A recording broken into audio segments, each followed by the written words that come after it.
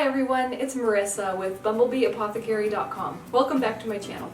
Today I would like to show you how to make an herbal hair rinse recipe.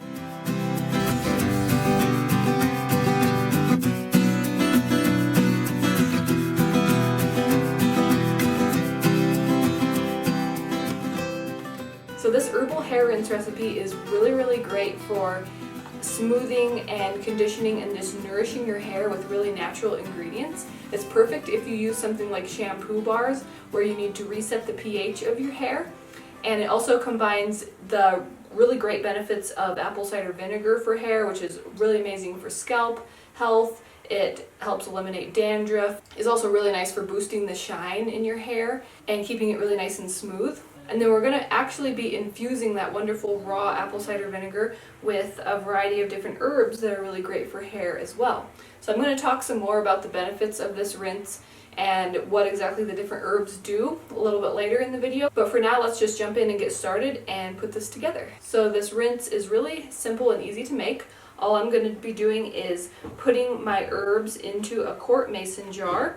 So I'm going to start off by adding some dried lavender. I'm going to add 1/4 cup of dried lavender.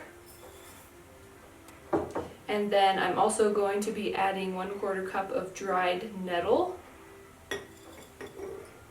And then I'm going to add 1/4 cup of horsetail. This is powdered horsetail that I have today. I would recommend using the dried and cut and sifted horsetail. I just didn't have any of that on hand, so I'm using dried instead.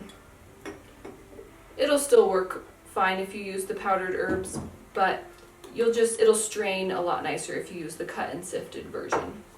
Okay, so now that you have all the herbs in the jar, we're just going to add the apple cider vinegar to pretty much fill the jar.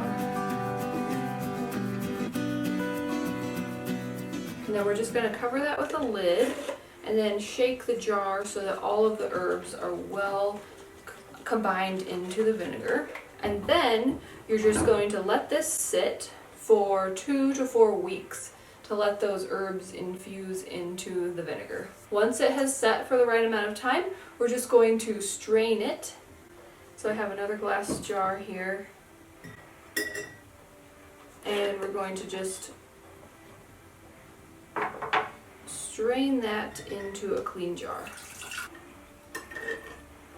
The spoon is helpful to just kind of move the herbs aside and squeeze some of the vinegar out of them so that the strainer doesn't overflow while you're doing this. Okay, and then you can see all of those nice herbs infused in there, and it's ready to use. So let's talk a little bit about how to use this. In my video where I show how to make my tallow shampoo bars, I talked about how to do a shine boosting vinegar rinse, and this is going to be the exact same process. So you have to kind of adjust the amount of vinegar based on your hair and your water type, but I find that it's really good to start with 1/4 cup of vinegar. In this case, it's going to be our nice herb infused vinegar rinse. So start with 1/4 cup of that in a pint of water. You pour it on your hair after you're done shampooing and rinsing the shampoo bar out, and pour it on, and then you can rinse it right out again. You can let it sit for a little bit if you want to, but it's not super necessary. So rinse it out and then you're good to go. And if you find that your hair is like limp and kind of oily looking and things like that, reduce the amount of vinegar. Try using a bit less, like cut it in half to 1/8 of a cup or something, and see how that works. If your hair seems dry and kind of straw-like and just dry, then try increasing the vinegar. So go up to about 1/2 of a cup in a pint of water and see how that works for you. So let's talk a little bit about the different herbs and what exactly they do for our hair. Horsetail is one of the most amazing ones. It actually contains a lot of something called silica, which really helps to strengthen hair. And it's also rich in a whole bunch of different minerals and different nutrients that keep hair healthy and strong. A lot of commercial shampoos and hair care products contain silicones that coat hair, giving it a nice shiny and smooth look and feel.